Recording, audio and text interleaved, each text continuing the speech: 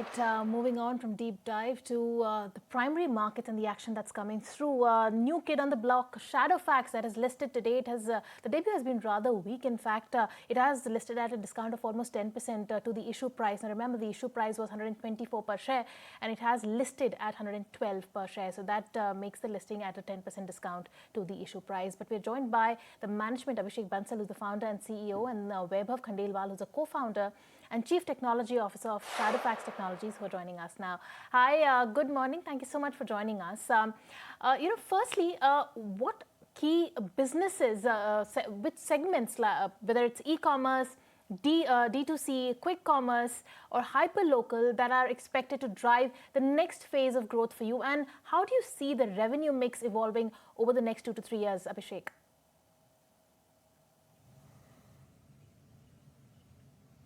No, thank you for having us over here. It's a momentous occasion for us. We are seeing a very high degree of growth both in e-commerce as well as on the quick commerce side. While e-commerce between FY22 to now, we have rapidly gained market share from 8% to 23%. We see a continued momentum in gaining market share and driving growth for us.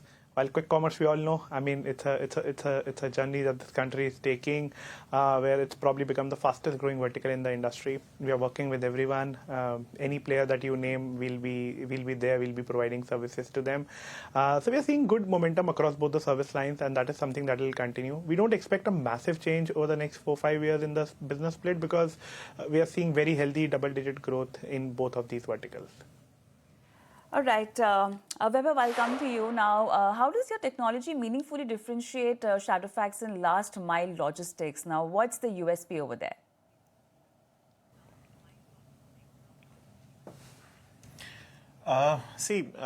When you talk about last mile logistics, there are a lot of challenges that exist on ground. So, for example, the address ecosystem that is there. We all place orders on e-commerce platforms with our address string. But a system does not understand the address. It needs the location, latitude, longitude available with it. So what we have actually done is we have created our own map out here, which allows us to map each and every address in India to the dot location that is there.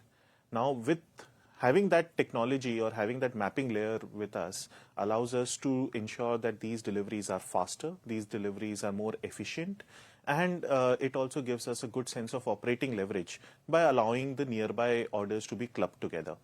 So this is just one example out there. We do leverage AI in multiple of our use cases. Just a simple example on a reverse logistics, for example, where a delivery boy comes, he just clicks the image of the product that needs to be picked up.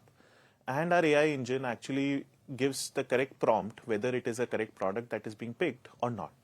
So a delivery boy may not know what's a Tommy Hilfiger or what is a Gucci bag, for example, but an AI engine understands these different nuances and is able to drive the right efficiency for us.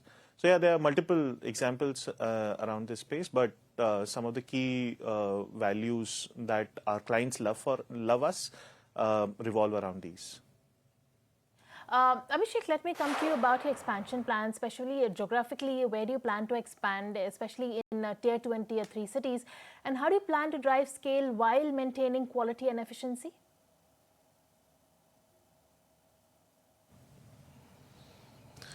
See, if you look at our geographical expansion over the last couple of years, I think in the last 3 years, we have grown from 7,000 pin codes to about 14,000 pin codes now. India has about 19,000 pin codes, and we believe we will continue expanding over the next couple of years. And with the capital money behind us, we are going to rapidly invest into ensuring that we service every village, every town of this country over the next couple of years. We're also going to heavily invest in real estate, in building infrastructure, building state-of-the-art automation, which can drive speed as well as cost benefit for the overall business. Interesting. Vaibhav, now just wanted to understand what types of client partnerships or contract structures are you increasingly focusing on? Long-term contracts, integrated logistics solutions, or platform-based models?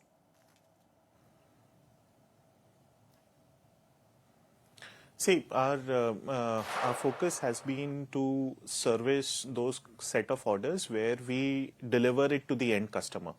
So be it your food 30-minute food delivery or 10-minute quick commerce, or your regular e-commerce orders that we get it in the same day or the next 2 to 3 days. That is the area that we are focusing on. So those are the setups that we go into. We do not focus into entirely B2B logistics per se, which includes your PTL or your running the integrated logistics for a player.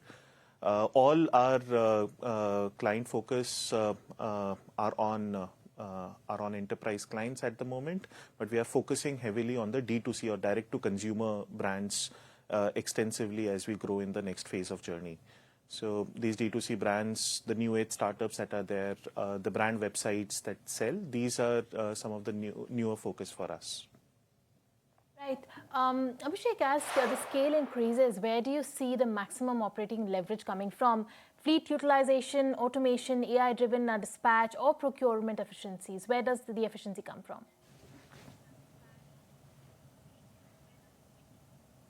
I think it's going to come in everywhere. If you look at our numbers, in the last couple of years, we have grown from -7% EBITDA to this H1, we were at about close to 2.9% EBITDA. In that, if I just look at the empirical data that has happened in the last couple of years, we saw leverage coming in every part of our supply chain. As more orders come in a single geography, we see our last mile getting more and more efficient. Our last mile earnings improve, upper order costs go down. The moment our trucks get better utilized, as we open these cities and we start getting full truckloads of volumes, we see a lower cost per truck in our model. The remaining cost in our business is largely fixed costs, running centers, capacities that we set up in sortation centers, real estate, which is where there is humongous amount of operating leverage. Lastly, we have a great operating leverage driving through our technology, through our central teams. If you look at our manpower expenses, they have come down by about close to 30-35% as a percentage of sales over the last 3 years. And that's a massive operating leverage that we have seen, which I believe is going to continue happening as we scale the business as well. All right, Abhishek, Vaibhav, point noted. But thank you so much for talking to us today and taking time out. Thank you so much. All right, with that, it's time for a short break on this edition of Buy Now, Sell Now. But then coming up, we'll be discussing MFSL results with Ramdev Agarwal.